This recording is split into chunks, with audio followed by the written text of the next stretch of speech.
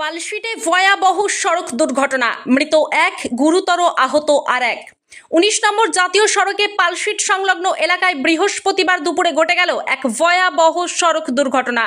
মুখোমুখি সংঘর্ষে মৃত্যু হলো এক ট্রাক চালকের, অপর চালক গুরুতর আহত অবস্থায় চিকিৎসাধীন। প্রত্যক্ষদর্শীরা জানান, কলকাতাগামী একটি কন্টেইনার নিয়ন্ত্রণ হারিয়ে উল্টো দিকের লেনে ঢুকে পড়ে।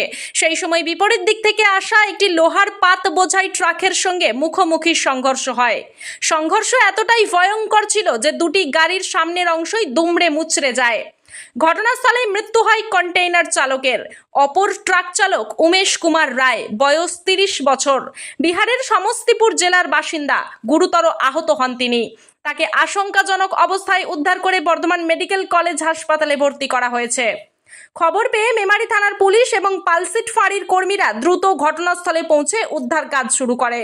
প্রায় ১ ঘন্টা ধরে জাতীয় সড়কের ওই অংশে যানজট তৈরি হয়, তবে পুলিশ দ্রুত পরিস্থিতি নিয়ন্ত্রণে আনে।